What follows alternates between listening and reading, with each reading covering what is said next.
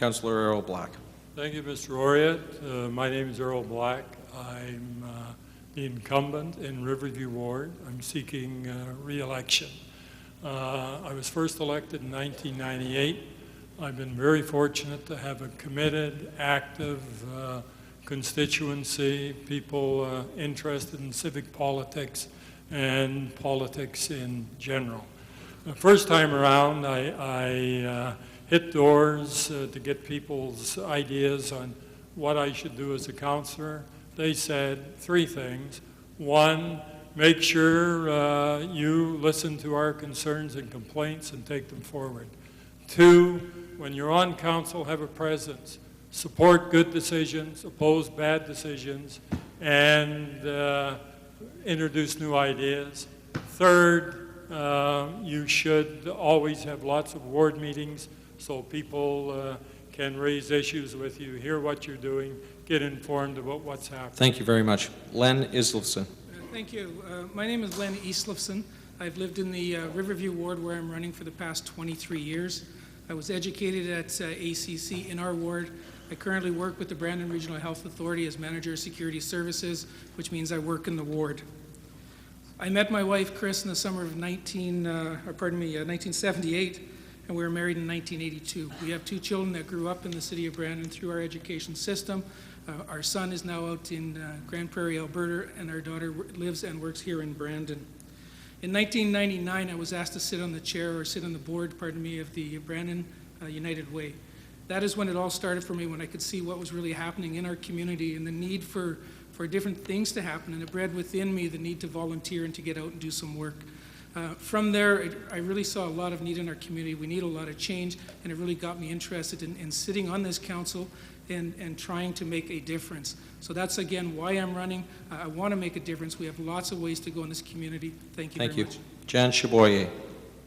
Hi, my name is Jan Chaboyer. I live at 1617 8th Street, and I've lived in the Green Acres ward for over 20 years. With my spouse, Brent Chamberlain, we've raised our children in the ward.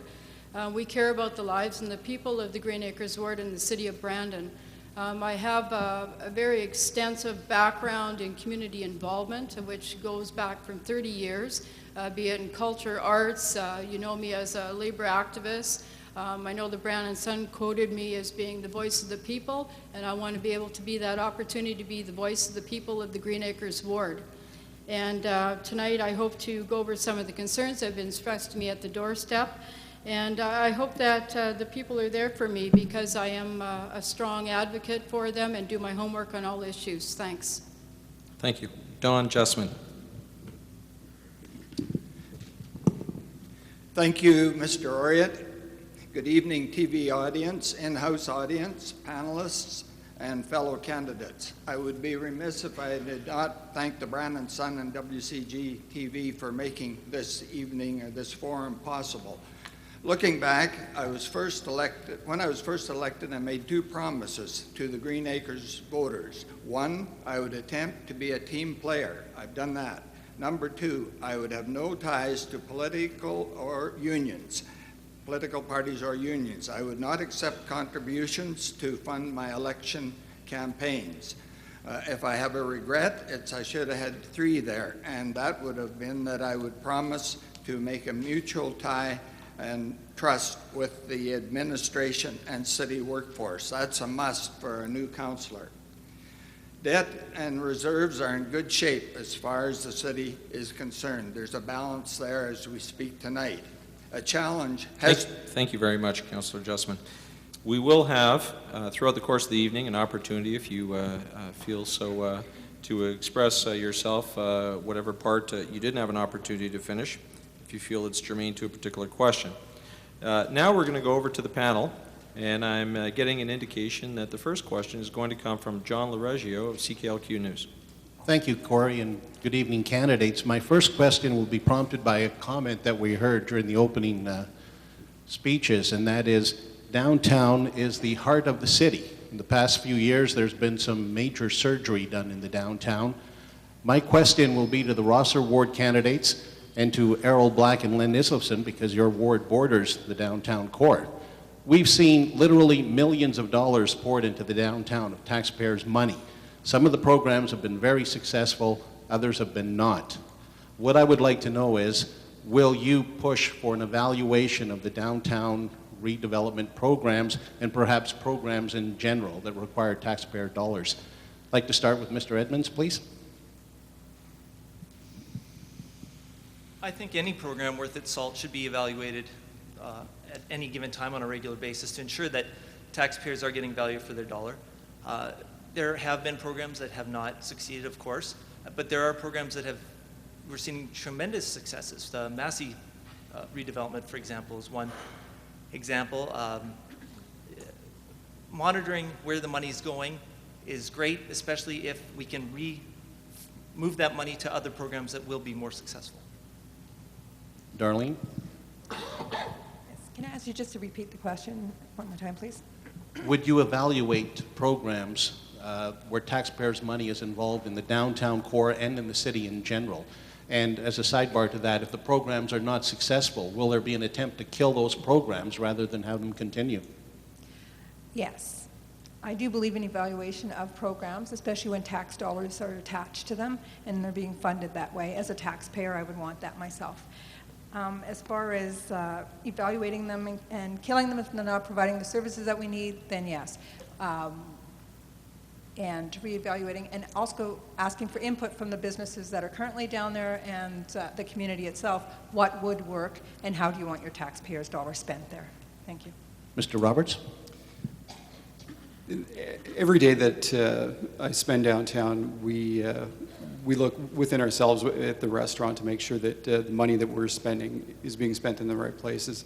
Anything that is controllable within the city boundaries should and always needs to be reevaluated. Things that are coming from the province, the feds have been involved with different programs as well, and I think their money needs to be looked at as well so that when it's being used downtown, it's being used for the right things. Thank you. Mr. Black? Thank you, John. Yes, I think programs should be evaluated. In recent years, we've had initiatives from Neighborhood Renewal. We've had nonprofit organizations, Canadian Mental Health and so on, who have had a significant impact on housing in the downtown area, increase the population. What we haven't had is much in the way of business development or economic development. In general, we need more of that. And I think we have to start looking at the city over the longer term and its plans for the downtown. Thank you. Mr. Islifson? Thank you very much.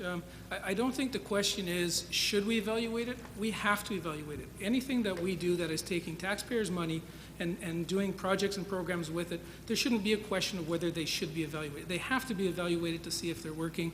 There are so many different opportunities we have that we can build on programs and services, move things around if they're not working, and look and invent new things that may draw more people downtown. So again, there should not be a question. It is a definite yes.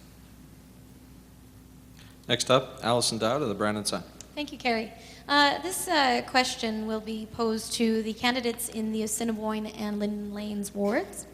The decision recently by council to close the Sportsplex pool following the opening of the new YMCA expansion has been a very polarizing one in the community. Do you support the proposed closure of that pool once the YMCA's expansion is complete? Second part to that, if you don't support its closure, what do you feel needs to be done to keep it open, and how would you financially propose to do that? And I'll ask Jeff to go first. Thank you, Allison. I don't actually support right now the closure of the Sportsplex pool. Going door to door in my ward, you can't. There's too much discussion going on in there. What I'd like to see is maybe for 2 years, we're operating for 2 years, and that will be the telltale. Can we support them both? All right, and Mike?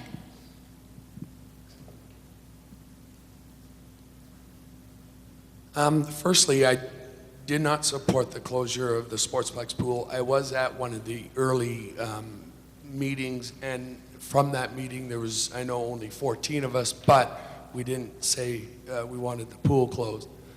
With that being said, it does need to have a few things done. The memorandum of understanding, I would like to see an extension on that to allow for a plan to come in place that would take the building long-term. I would like to see expanded daycare Mike, in the excuse building. me, I'll just go back. I'll each give the candidate each a second to maybe redirect their question, or their answer, sorry. I did ask, how would you financially propose to keep this facility open? In Jeff's case, he said he'd like to see it open for 2 years and see if we can afford it. So do we swallow the Sportsplex's loss for those 2 years? Obviously, the revenues need to be addressed in the building revenues, and I would like to seek other avenues to help offset those costs. Mike, I have a quick question to follow up. I'm sorry, Alison. The question I have is, you indicated that there were 14 people out to the meeting. You've been a lifelong Brandon resident, as has Jeff. In your experience, can you tell me of a time, in your experience and memory of our community, in which people have said, yes, we'd like to get rid of that particular recreation facility at any particular time, regardless of the number of people that were using it, regardless of the lack of popularity, regardless of the amount of money that we were losing? I can't. Either of you could take that. As far as what we have foregone in other decisions we made in that respect? Anything that we have or have had that we chose as a community to forego, to give up, that was a popular decision. I can't think of any. No, and you're right in that they aren't popular decisions. What I'm finding is that it is, probably 92% would like to see the pool stay open in the ward. So I think we do need to revisit that and take a hard look at what would work for the community going forward. And I know, looking at financials and seeking out other revenue sources, that something Mr. can Volek, happen. I think I'll get Mr. Fawcett to explain a little bit about how he would see those 2 years of transition. I think that what we would have to try and look at is assistance from the province in some way. We'd have to be discussing things with the province. We do know that that facility is not in great shape. That's been discussed over the years. Everybody says it's not the best built facility. I don't think there's a lot of arguments with that. The province would have to play a role in working on it to make it more efficient, if that was the case. And if the numbers show that people use it and we could make it more efficient on the province's dollar, it is a regional center, we should consider that. Thank you, Mr. Fawcett. We'll get Ramona Cooey to respond to that question. Do you support the Sportsplex's proposed closure of the pool? And if not, how would you financially propose to keep it open? This decision was based on the recommendations that came from the Recreation Facilities Plan that began in the fall of 2006. I support that plan. That plan was a consultative piece that looked at the needs of the future of our community, the current usage of our facilities, and the future needs of the community. When we look at the decision that's been made, we're increasing the aquatics capacity in our community. Thank you very much. Next candidate.